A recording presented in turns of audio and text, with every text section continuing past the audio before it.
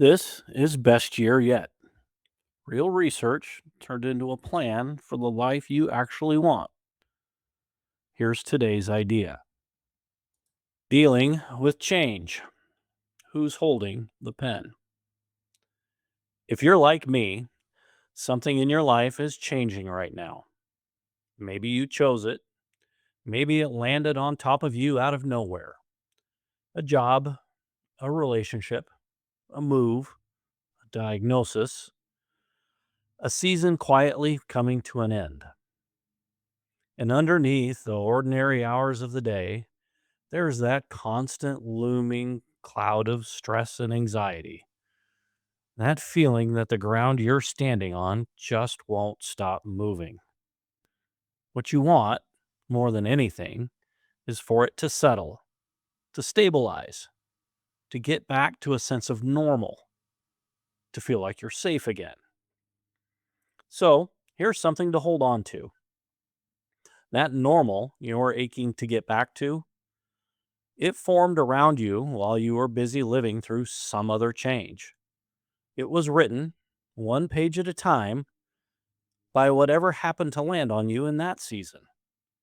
Because change is a constant. It's a restless little monster that slips in uninvited, takes the pen of authorship right out of your hand, and starts scribbling your next chapter before you've agreed to a single word of it. You've been remade before, you just weren't holding on to the pen. Learning to pick up that pen on purpose is the whole idea behind Best Year Yet.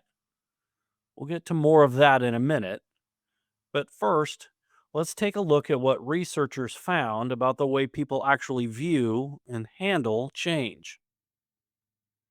In 2013, a study in the Journal of Science asked more than 19,000 people from age 18 to 68 two simple questions. How much have you changed in the last 10 years? And how much will you change in the next 10? Looking back, they all, regardless of age, saw enormous changes in progress in who they were. Looking forward, they could foresee almost none, as if growth had somehow run right up to today and stopped. Young and old alike, they were nearly finished becoming themselves. They had already arrived. Only none of them was right. Psychologists call it the end of history illusion. It happens because remembering who you were is very easy, but imagining who you'll become is hard. So your mind quietly confuses hard to imagine with what is unlikely to happen. Let me say that again. Our mind quietly confuses hard to imagine with what is unlikely to happen. It mislabels it.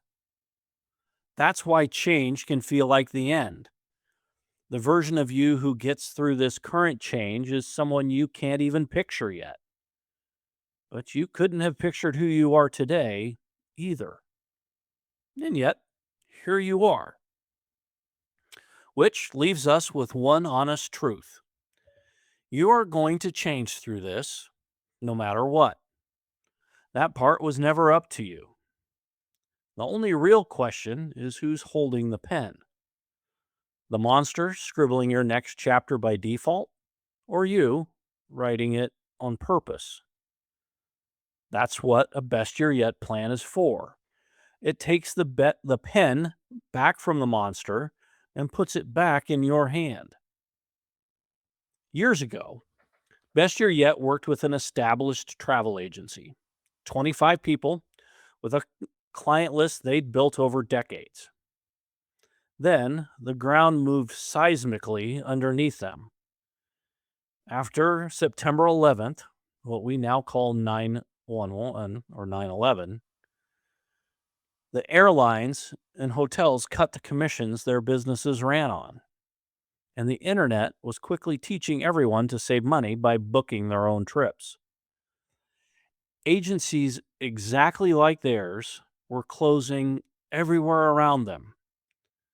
The monster was busily writing the same ending for everyone in their industry.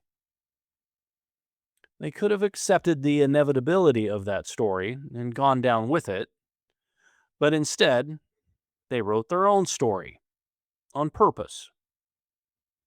They named the belief that was sinking them and flipped it for a better one. Our clients value what we do, and they'd gladly pay for the ease and peace of mind that we provide. 5 rough months later, their bottom line wasn't just stable, it was up by 22% from before the crisis. Same team, same skills. What changed was the story that they chose to write and live into. They had a plan. So, think about the change you are standing in or facing right now. That season is ending.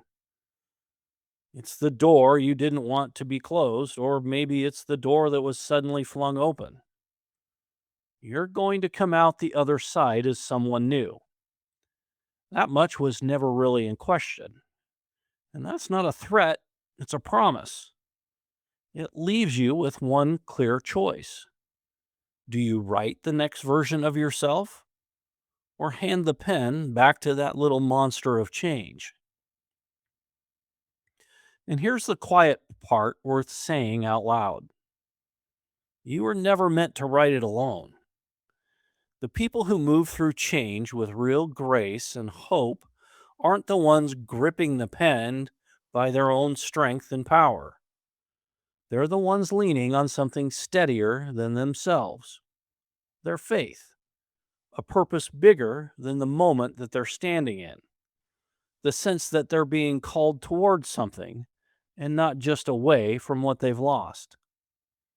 Quite often, you'll find what you're being called into as soon as you pick up the pen.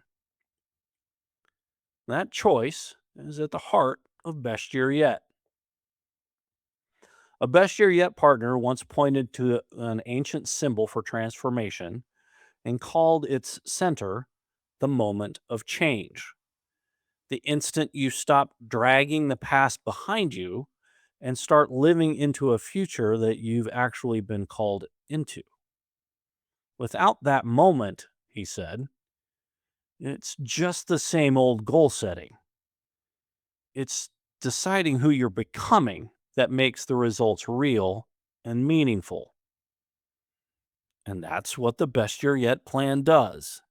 It hands you the pen.